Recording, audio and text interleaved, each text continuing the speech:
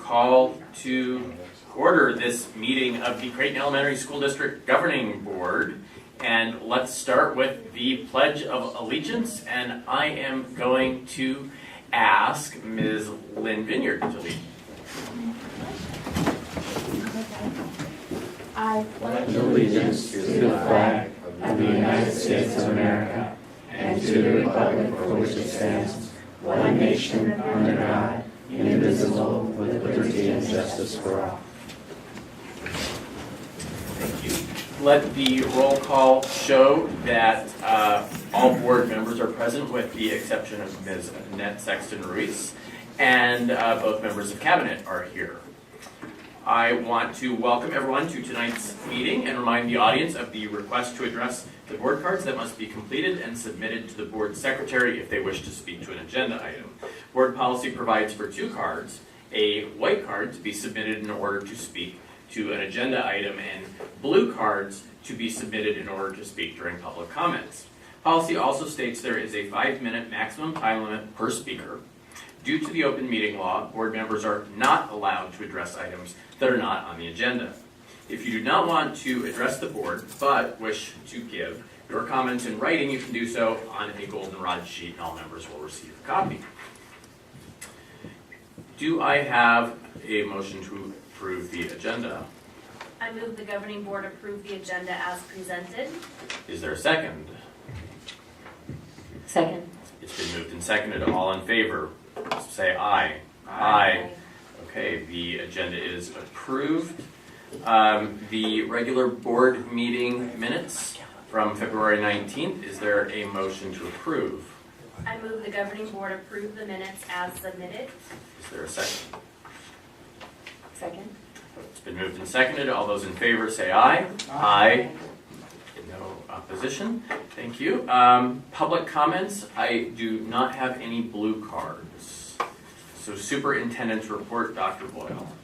Okay, good evening everyone, and thank you for attending the meeting this evening.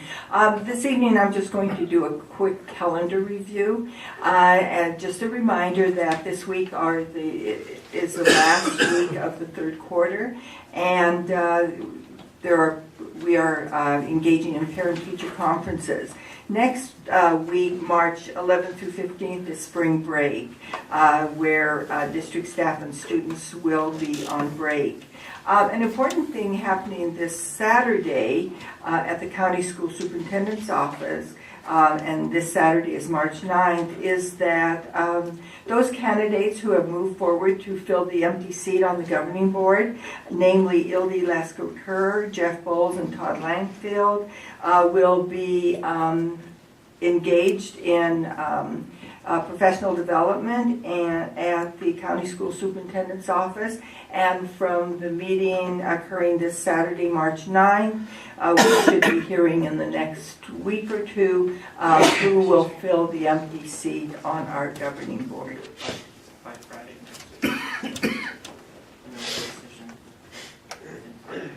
Okay.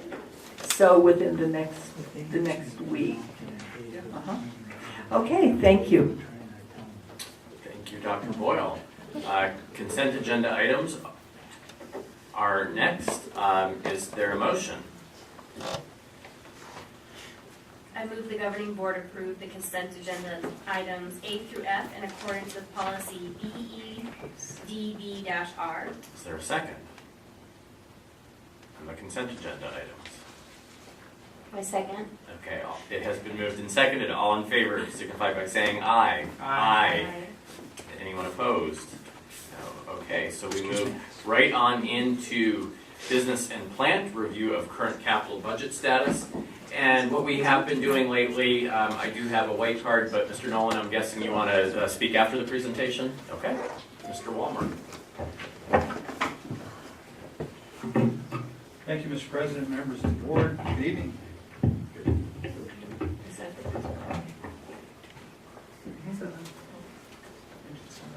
Purpose tonight is this is an information-only item to hopefully present enough information to both understand our current and future capital budget, and also to be in a position to consider any decisions that we want to make towards the end of the year and next year. So we'll look at our current capital situation, budget-wise, along with our traditional needs, or what we have traditionally spent our capital budget on, and then some words about our bond program and where it may go from here, and also the option of a capital override, what its impact might be, and what would be required for that. So these first several slides are a review, perhaps the first 5 slides or so that you've probably seen before, but are kind of the fundamental information about capital budgets. What we fund with capital, as it says here, furniture, fixtures, and equipment. Just about any book that we buy, but curriculum materials, textbooks, library books, instructional aids such as microscopes, workbooks, educational software, major building maintenance, fences, roofs, all that kind of thing, fixtures like water fountains and such. And I'm sorry, Mr. Wallner, this is from the bond or from our other? This is just capital. We're Okay, just talking about capital right now, but I will get into both unrestricted soft capital and also the bond program. And all of our technology, hardware and software alike. So when our typical capital allocation for a year was in the $3 to $4 million range, this slide shows what we typically bought with that, except for also you would have seen included building renewal. And by building renewal, I mean all the major maintenance sort of things, HVACs, roofs, parking lots, building repair and upgrade, etc. So our curriculum, we do buy some workbooks every year for $325,000.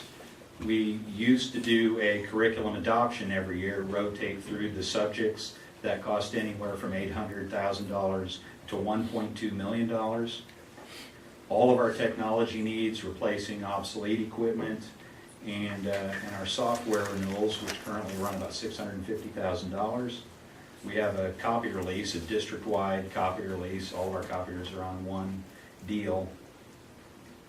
For maintenance, what we do currently buy are tools, vacuum cleaners, all of that kind of thing, occasionally a vehicle.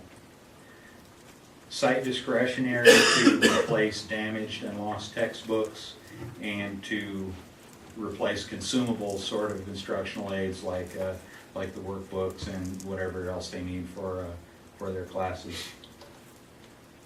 Non-site discretionary, if we open new sections at a given school, we outfit a new classroom. Building renewals currently all handled by the bond program.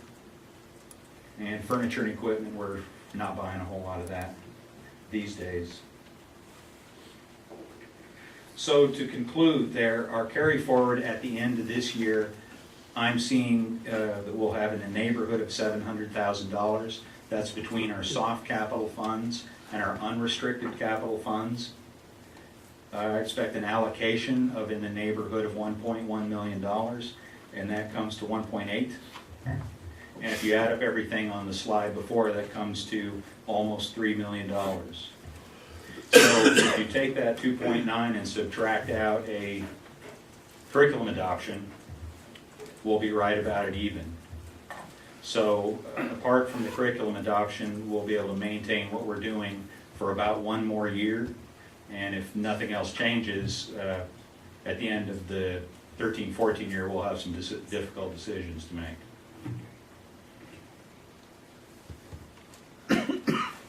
I get the 1.1 million in likely allocation for next year from this slide. That's about what our current year allocation is. I've not heard anything from the legislature that makes me think it's going to change a whole lot. That could change, but that's what it looks like now.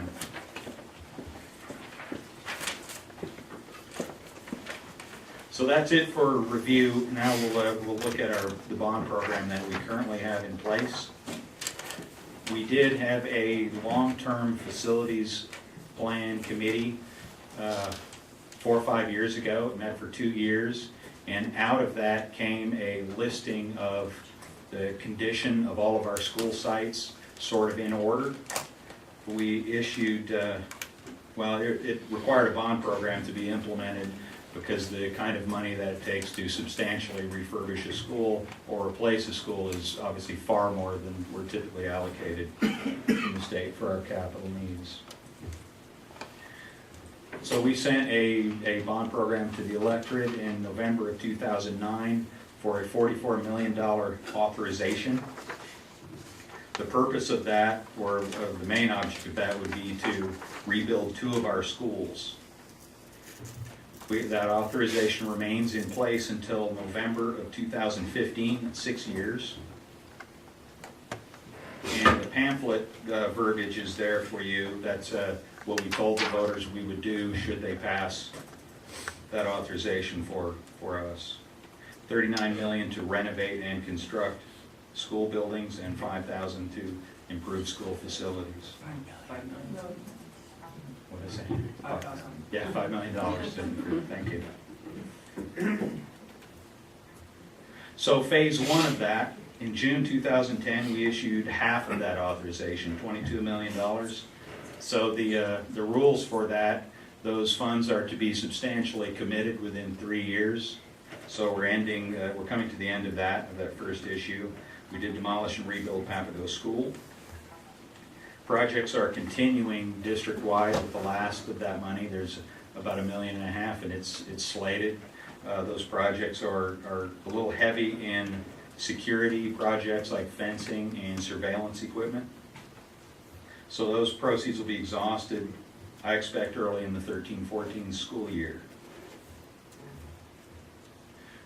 Every year in October, by statute, we review the prior year and exactly how we spent that money. So we've done that in the last 2 years, and this year will be no exception. And that money is paid back with a payment every year on July 1st. So we spend a year collecting property tax monies, and by June 30th, we've accumulated enough to make an interest payment and a principal payment. We also make an interest payment in January of every year. So we do that twice and one principal payment each year. So far we have repaid $6.6 million of the $22 million, and we'll pay another $3.8 in July of this year. And as you may recall, we issued $4.75 million in Build America bonds. Build America bonds were part of the stimulus program.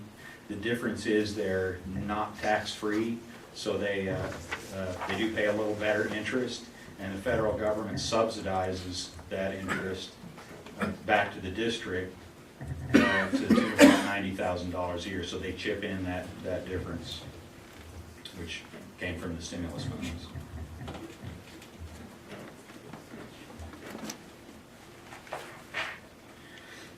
So that's where we are up to now with the bond program. So we have authority remaining of $22 million. How much of that we can issue is unknown, because we do have a debt ceiling that's described here, and basically the most debt that our district can carry is 5% of the secondary assessed valuation. So our secondary assessed valuation times 5% is our capacity. We subtract from that capacity whatever we owe, and that's how much we can issue. That's the additional debt that we can take on. There is current legislation being considered that would double that to 10%. And does that legislation, does that make that a permanent, or is that a temporary increase to compensate for lower property values? I believe it's temporary. You don't have 100% a bill number, do you? No. That was part of the governor's recommendation,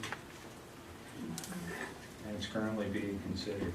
Mr. Wong, was that debt limit, wasn't that at one time legislatively, statutorily higher prior to the creation of the School Facilities Board? Yeah, that used to be the main vehicle that districts used to construct facilities. When the School Facility Board was born, the assumption was from that point on they would build new schools at the moment your students per square foot drop to some level, SFB would allocate monies and help them buy property and build school. Excellencia School is one of those.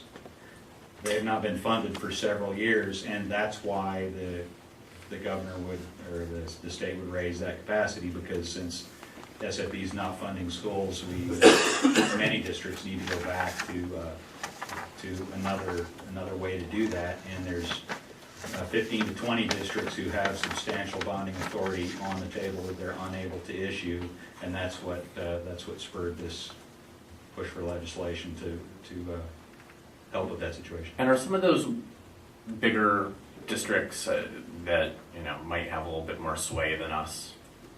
Higley was kind of leading the charge informally. They were, calling around and finding out where everybody was, and I know they did some kind of lobbying. And also on the school facilities board, I'm trying to jog my memory a little bit, but doesn't this go back to a lawsuit from, I want to say Roosevelt, the whole creation of the school facilities board about inequitable funding?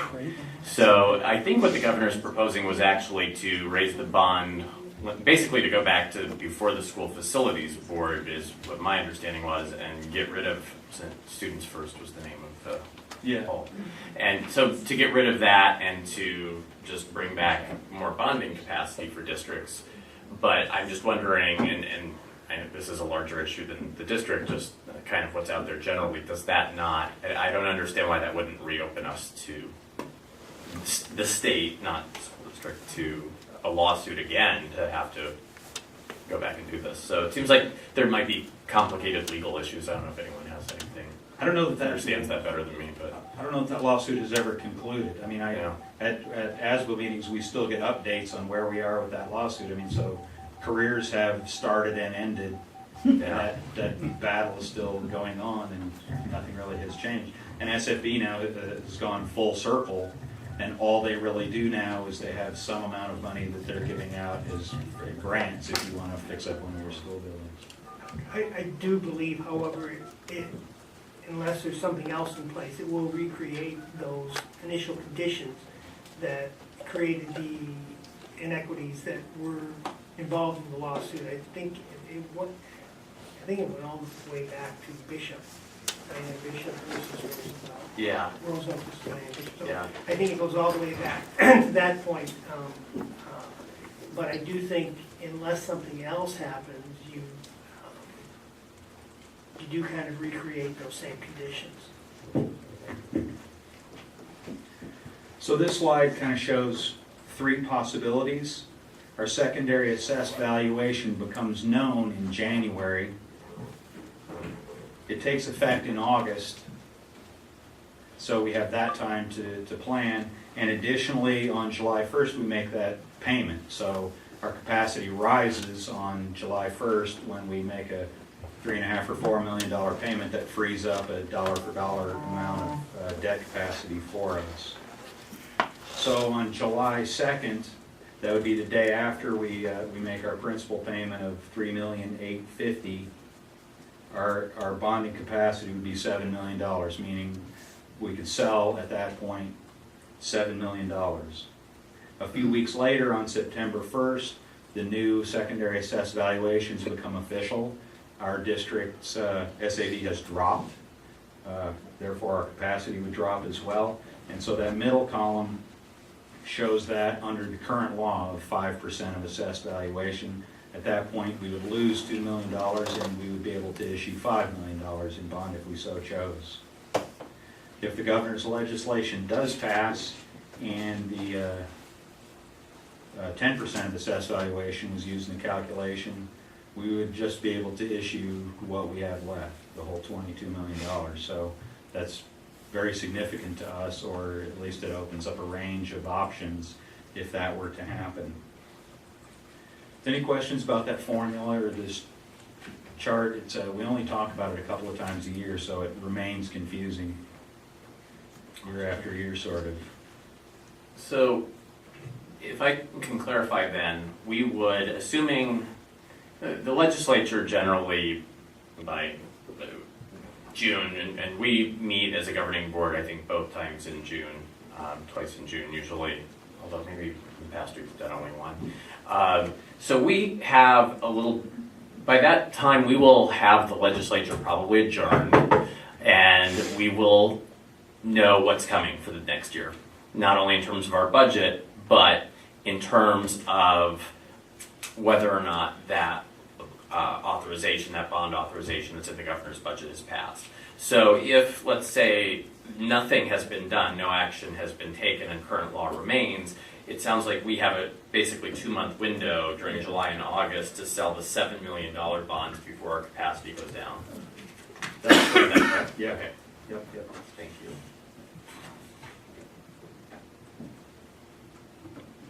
So these are what our options would look like. We could issue $7 million in bonds. That would keep our building renewal program afloat. That would keep us able to replace air conditioners without impacting our technology programs, our curriculum programs, any of that. So that's very important to us. The downside of that is once we did that and spent a chunk of that $7 million, replacing another school would then be off the table because there wouldn't be enough capacity left. Even if it suddenly opened up or was reconsidered next year, we wouldn't have enough authority left to substantially rebuild a school. So that would be sort of a more long-term commitment. The $22 million is contingent upon legislation, of course. And just for complete information, the cost to issue a bond is about $50,000 in M&O. So there's always some concern about bang for the buck there. That's why we don't issue $1 million here and whenever we need it, sort of, because there's a cost that goes along with that. So, I just wanted to add in terms of the $7 million issue, and I don't know, Mr. Wallner, if you have the sense that right prior to our authorization in 2015 ending, we would have additional capacity to go out and sell additional bonds if we went with the $7 million issuance. But in preparation for that, we have gone through the facilities plan that was put together several years back, and we've been identifying site by site projects. Some of the individual projects that have been identified that led to the board authorizing the initial bond program and looking at what we could do with site by site with the additional $7 million, and as well as we are expecting that right prior to the summer prior to November 2015, there will be approximately another $6 million that would be freed up that we'd be able to use as well to do individual projects at sites. Some of those projects are very large, like replacing an entire wing of classrooms or wings of classrooms, and some are smaller projects such as roofs and those types of things. So we have been in the process of identifying if the board were to go that route, what those dollars would be used for. Yeah, that's a good point, that every year we make another payment of $3 to $4 million that frees up new capacity. Of course, the secondary assessed valuation changes as well. It kind of looks like it's done dropping for the most part, yeah, but who knows. And so there would be the opportunity then before that closes, before that authorization closes in 2015 to do one more issue like Dr. Wagner said. and Scott, the cost of bond issuance is $50,000. Is that based on a percentage of how much bond we, or is that a flat fee whether it's $7 million or $22 million? It's a rough estimate, but that's for printing the pamphlets mostly and meeting some of those requirements. We do have some counsel that handles all the detailed requirements of getting that done, brokers, etc.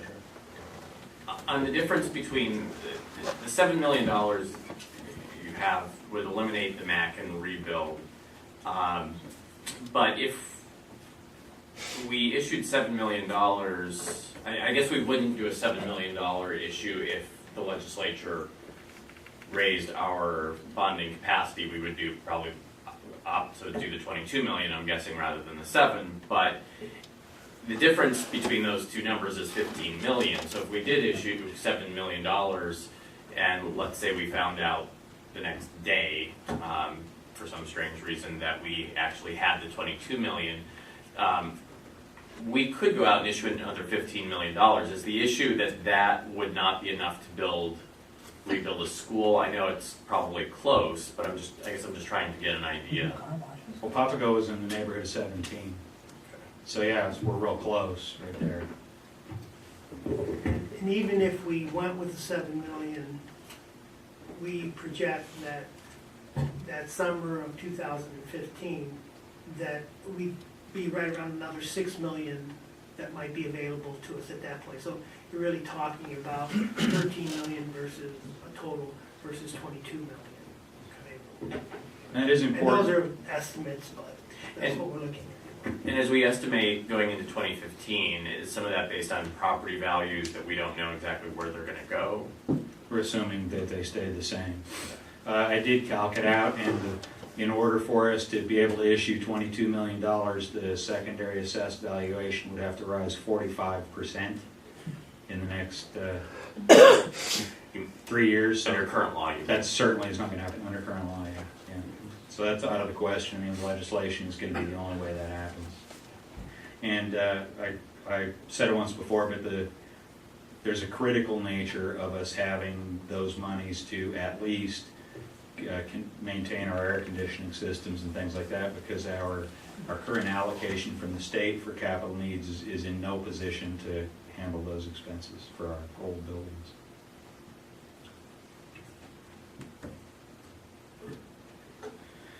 So a little bit about tax rates. The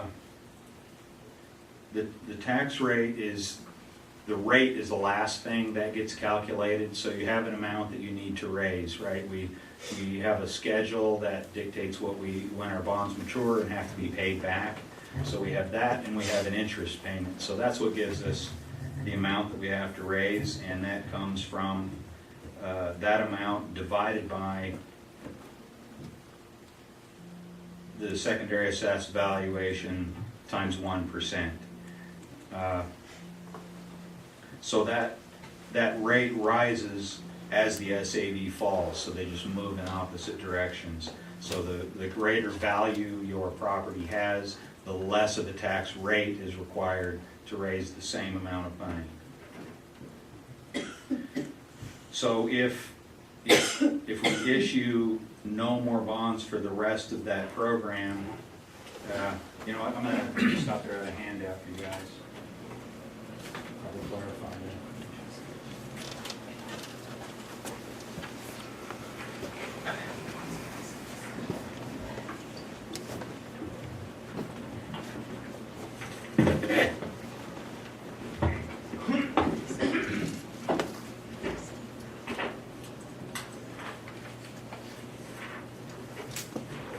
If we were to take no action or issue no additional bonds, we would come to a sort of donut hole there in 2016 through 20, where the only bonds left to repay are those Build America bonds that have a longer maturity. So what you're looking at here, the left-hand column is the fiscal year. The next column is the amount of the principal payment. So you see that column totals to $22 million. So each year, that's the portion of our payment that actually cuts down the principal, and therefore that's the exact amount of bonding authority that we get back when we make that payment. So in addition to that, we pay some interest, and that's the fourth column over. So we add those together, and that's our annual payment. That's how much we have to raise through a property tax collection in order to meet that obligation.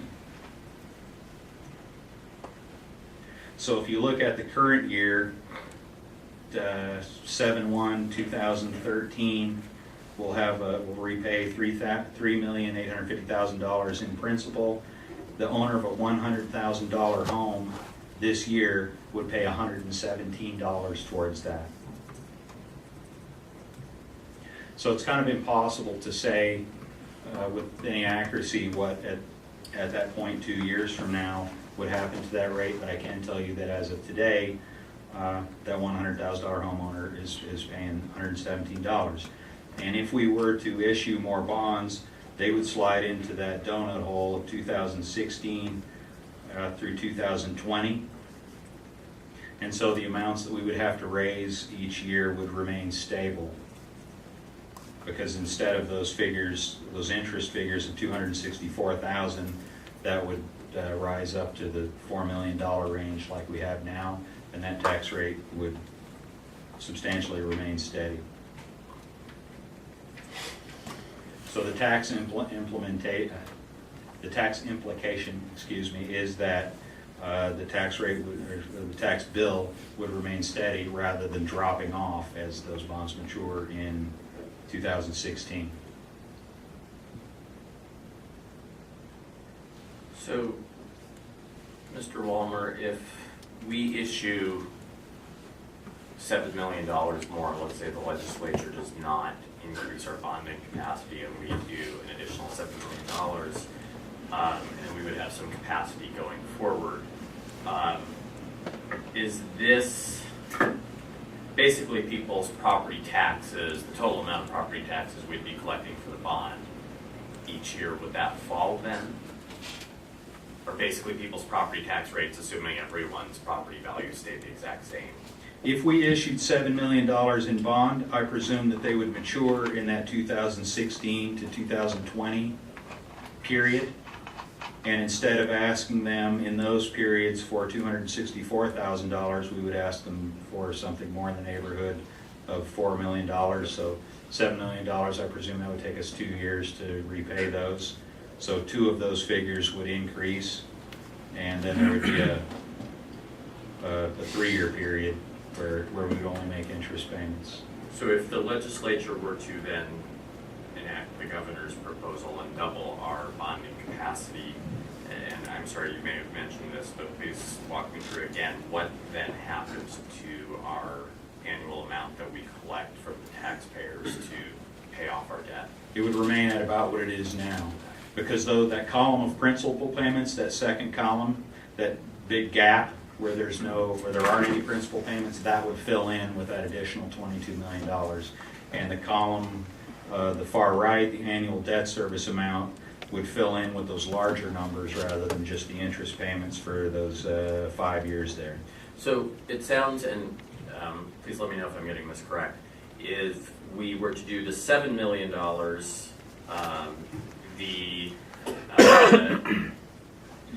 rather than taking a dip, our property taxes would basically stay stable probably through maybe 2016 and 17, versus if we did the full 22 million, if we were able to, it would stay where it is kind of right now. It would have $4 million roughly in debt service, but it would go out for a longer period. Yeah. Well, it would fill in that whole gap there. Okay. The 22 million would fill in that whole gap. That was the original construction of a plan based on what we knew then as to how it would pan out. And it was just because of, we decided to issue Build America bonds that that $4 3/4 million fell to the very bottom, because that was part of the rules of that game. Okay, thank you.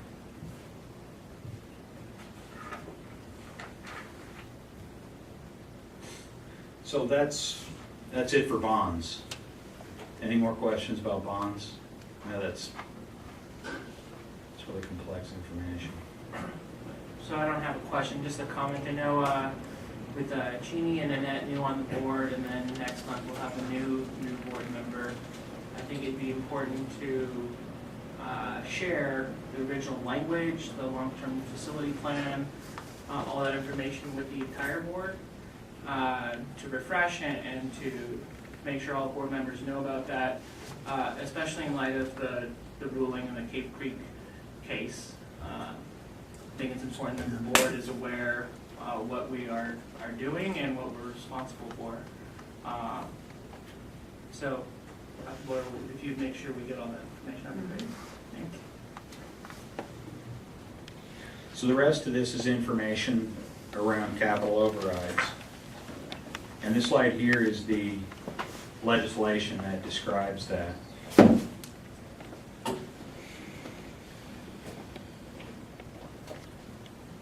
So Section A is just the legality of that operation.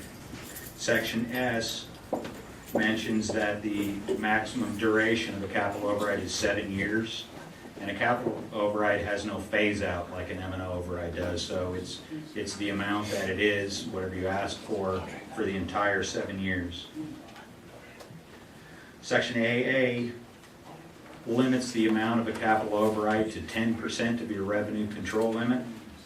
Revenue control limit essentially is your M&O allocation for the year. So no career ladder, no carry forward, none of that, just your number of students times the support level portion, plus transportation, again, your M&O allocation.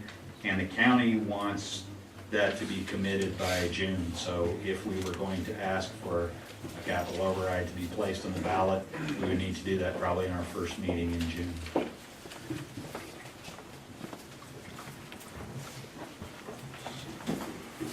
This is how that would look, assuming we asked for the full 10% of the revenue control limit. And remember that that changes every year depending on student count and legislation. So I think what we did last year, or last time when we put that on the ballot, we put an amount, but with a footnote not to exceed 10%. So it was an amount certain, $2 million, but not to exceed the revenue control limit, should it fall below that. Not to exceed 10% of the revenue control limit, should it fall below that balance. So we use language like that. But assuming that the M&O budget remained constant, 10% would be $2.9 million. And our allocation is almost 1.1 typically now. So that would make available almost $4 million in unrestricted and soft capital. Again, if we add up that slide I showed you before of what we do now, 2.9 million, almost $3 million, and that includes some monies for curriculum adoptions.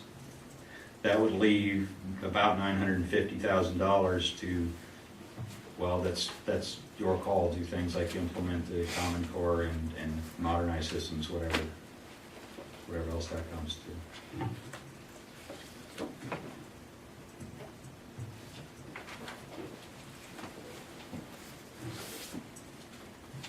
Should everything stay equal now, that would have a cost to a local taxpayer of $86.10 based on current secondary assessed valuations and student counts.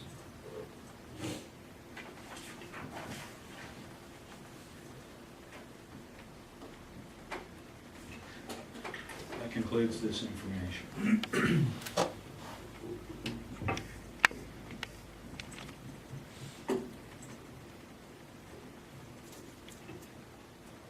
Questions, board members? I don't think any of us are accountants, right? It's a lot of numbers. Mr. Walmer, can you explain a little bit just what the difference is between what we can do with the Class B bonds, I think it is, that we sell, or whatever the bonds are that we sold, and what a capital override would be? I'm sorry, was that what that slide was previously? Was that a capital override? That was the capital override. What is, so what is the difference between a capital override and what we can do with that versus what we can do with bonds? Bonds can only be used for things that have a lifespan of greater than the length of the bonds, right? So bonds are designed to substantially rebuild school buildings and things with a substantial life. With capital outlay, we could buy curriculum, we could buy furniture. Well, now if you pass a Class B bond, I think you can buy some of that stuff, but not curriculum. Tools, anything with a shorter lifespan. Computers, That can now be used, Capital, that's what capital. software. Right? So has what can be purchased with with bond money changed? Because I seem to recall that there was some sort of change that happened right after we Equipment. passed. Okay. It was equipment. So that might be things like computers. Yeah. With our bond, our authorization doesn't, because it was prior to that, doesn't cover any of that. So that then raises a question for me. Is it possible, I know when we went out for 2009, when we got the bond, we also went out for an override renewal. And we went out a year early on the override renewal. So I know that with an M&O override, it's possible midway through to say, scrap that, we want a new plan. Is it possible with the bond to say go out before 2015 and replace what's there or ask for more capacity, well, if there was surplus capacity that we didn't have authorized? I'm not entirely prepared for that question, but if that legislation passes, the authorization would rise to almost exactly what we have authority for right now. So I think our situation, I don't think we would need to go out for, it wouldn't do anything for us to. Because we would get be, new our head authorization. would be against the ceiling of where we could possibly go anyway. Our So- ceiling is our ceiling, yeah. But I guess the question would be if we would be able to, the only difference that I see is that when you do a bond, you are limited to whatever you put in the language that went to the voters. And if something has changed, or if the law has changed, which allows us to have more freedom and flexibility to purchase equipment, could we, say replace this bond with a new bond? Yeah. We'd have the same authority, but we would be able to spend it on different things. That would be a difference. I'm not sure. I would imagine you could, but I can find that out and report to Dr. Boyle. Thank you, I would appreciate Yeah, that. absolutely.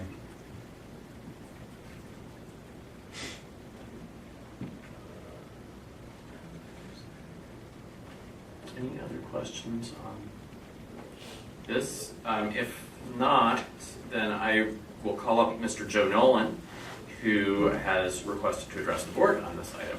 Mr. Nolan? You have up to 5 minutes. Excuse me. Hi, Joe Nolan, I guess a patron now, but in the Squaw Biltmore Preparatory Academy area. Boy, a lot of questions came up, but I'll try and be within the 5 minutes. Excuse me, Mr. President, members of the board, and Cafe.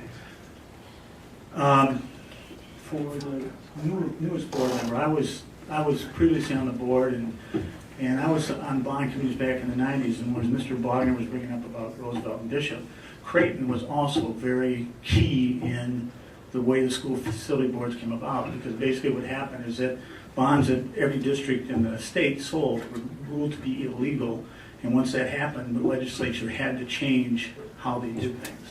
So it reminded me of one of the concerns that I always had about being on a school board, and as things went on, is that school board members change and parents change, administration that seems to stay longer, so the institutional memory sometimes gets lost between board members and parents. And that's why I always, as a board member, I used to always reach out to older board members if I ever had questions about the history of the district. Anyhow, when the bond we went for it in 2007, 2008, I was against it, everybody knows. And the reason is because of the planning behind it and what was going down. I was also here at the meeting when your bond people told you you'd have plenty of capacity, and I said, no, you won't, and geez, I hated being right. But anyhow, what exactly came up, Carl, with Cave Creek? Because I'm aware that, did they rule that you cannot use money that you're going to use for a school for other items, or did they say you could?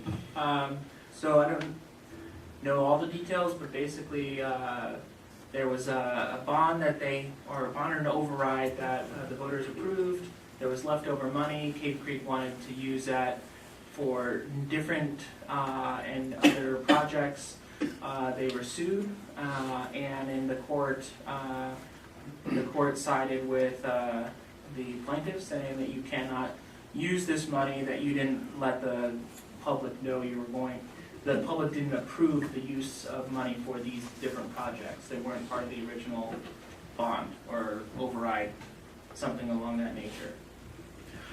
So it was very, as Scott pointed out, you came to the public with $39 million for new construction and $5 million for sites.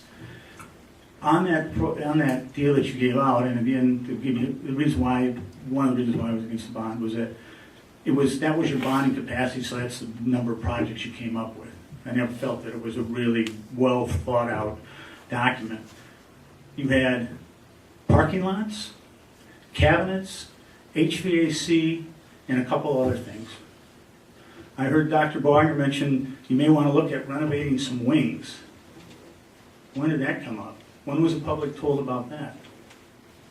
I mean, you can't come to the public and say, this is what we're going to do, make a big mistake in how you figured things were going to go down, and then come back and say, well, now we're going to use the money for this, and say, well, it was a broad enough deal.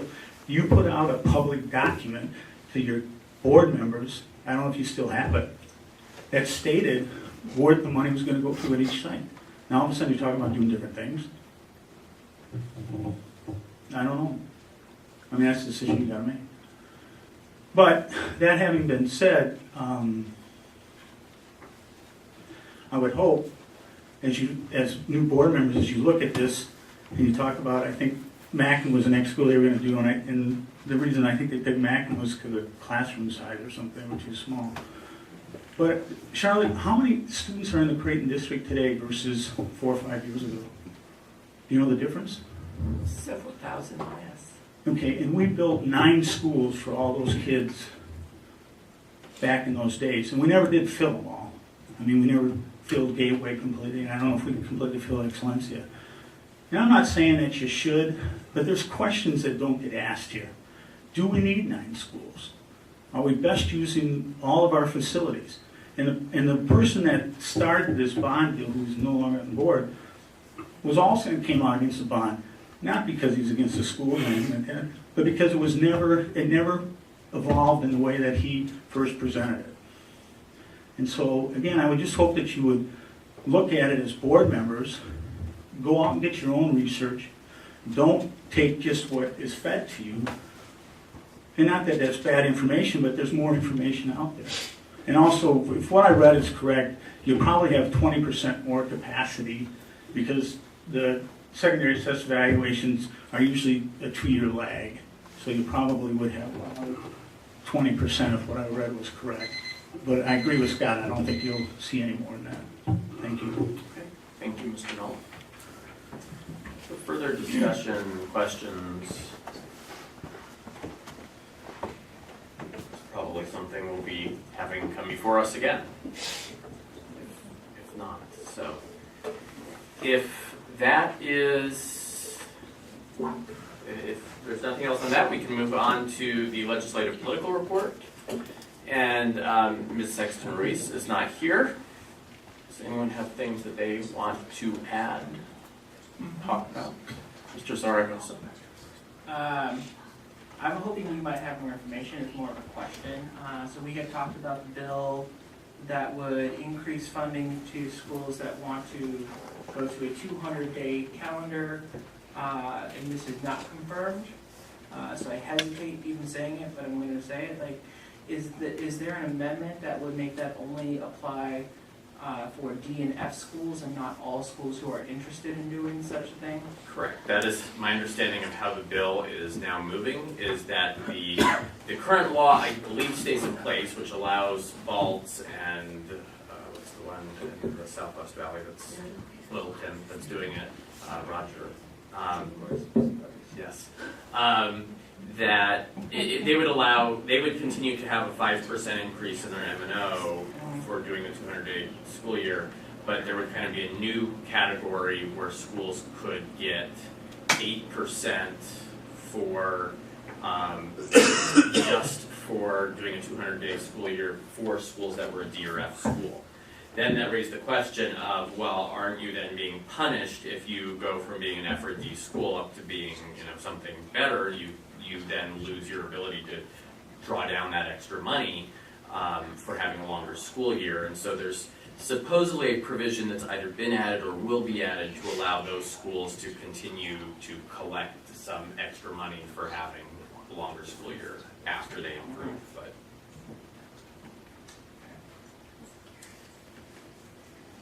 also, there is on the governor's website now, there is a calculator about her performance pay plan, which is performance pay for school districts. So each school, we would be funded based on the performance of each school, not just each district. And you can go on there and input what our current scores are and what you might anticipate them being next year, and see are we gaining or losing. So we have some schools, for example, that are C schools. If those schools went from being a low C to being a high C, they would still, the calculations I entered, would still lose money. They would actually, so this is not just keeping schools where they are and adding bonus money. It actually, some of the money for the performance pay plan actually gets taken Even out. if they're moving up. Yeah, so you could have schools that are moving up, but haven't moved up enough, and so they're losing money, which not only are you moving, say, from a low C to a high C, but remember, the bar is actually getting set higher every year. So No new money for this. This is out of the existing there application. is some new money for it, and some comes from existing allocation. Can I get clarification on that? I know, because I've gone on and played a little bit with the district calculator. And I know that there are certain percentages of those dollars that are restructured from our current dollars that kind of get put into the pool, and then they're redistributed based on how the calculator comes out, and you could win, or you could lose, or you could break even. I was not aware of the individual site award. Is that also contain a piece of restructured dollars that come from the districts? That's what I do not understand is that, and I'm not sure if that's out there yet, if that's specific enough, that if, and I haven't actually read 1440, I think it is the bill, or 1444 or something like that. And ASBA is actually supporting this currently, which concerns me. But yeah, I don't understand how it is that, let's say, one of our schools, we got, 10% extra funding, and another one of our schools, we got 10% less, and the others all stayed the same. It's not going to work out that cleanly, but if it did, what is to say that, okay, that money all comes into one place? What's to say that we still allocate that funding within our district based on how they're funding us? And I don't know the answer to The that. other thing was, for the district, and Dr. Boyle, you may recall this, I believe we received it from GPMC, that Dr. Garcia from ASU, David Garcia, had done an analysis of a statistical analysis of how that would break out, and his, in terms of low-income districts versus higher income districts. His conclusions were slightly different than what the governor's office stated, which is that there was an equal probability of higher and lower districts falling into the win category as opposed to the break-even and loss category. And I believe, and his analysis was a little bit different than that. So I'll pull that. I mean, to further complicate it, there's another bill that would remove Ames as the way that we measure to make room for Park and the Common Core.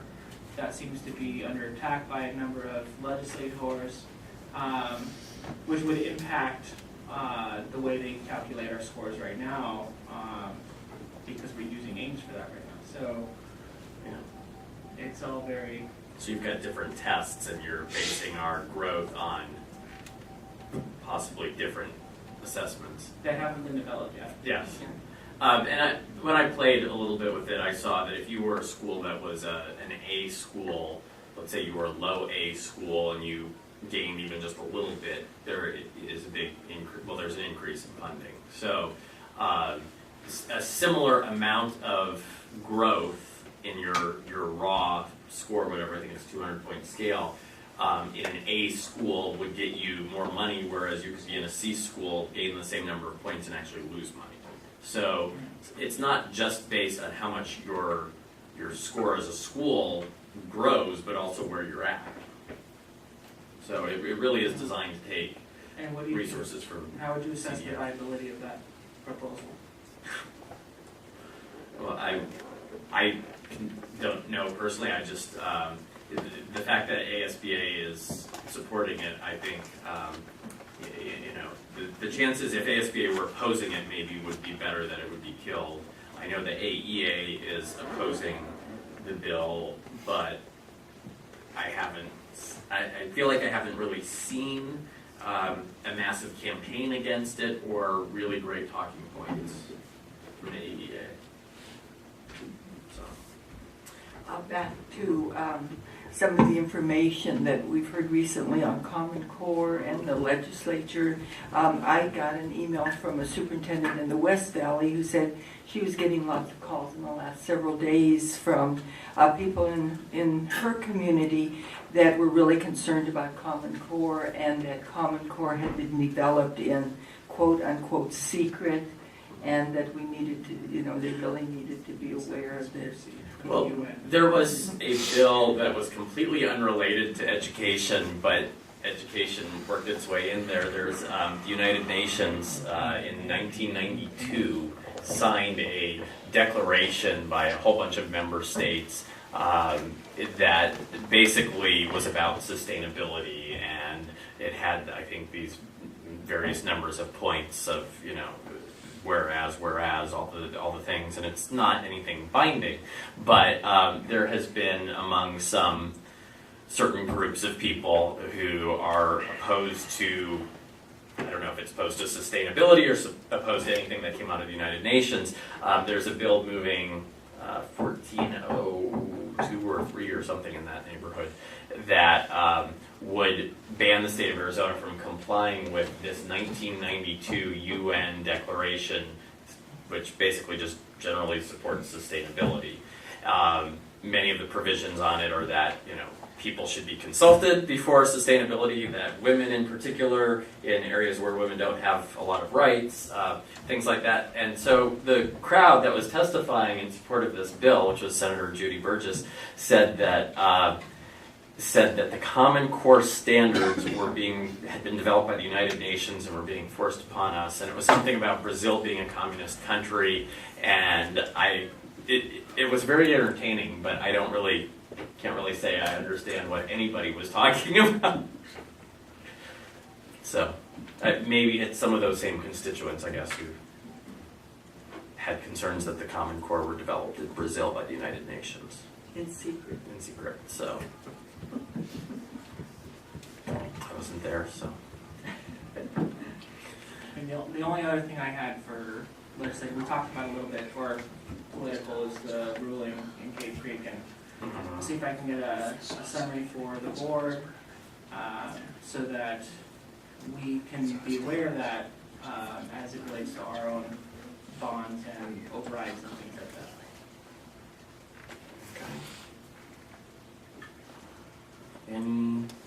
Anything else on that? If not, then future agenda items. Anyone have future agenda items? Are there any that we should be scheduling? We only have, I see March 19th. Are we going to have the tripod survey on there?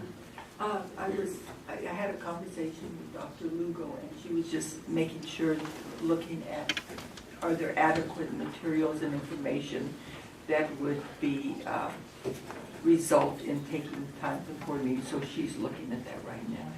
Okay. I don't know if there's anything else that anyone on here has placed on here that they want to have at a certain point. I had placed on the SROs and JPOs at schools, which is the very bottom one, and that's whenever the administration can talk, but I would love to have someone from Phoenix PD, which I think is who we contract with, or whomever we contract with, to come speak. So if there's nothing else on future agenda items, then Move to adjourn. it's been moved and seconded. All in favor, say aye. Aye. We are adjourned. Thank you.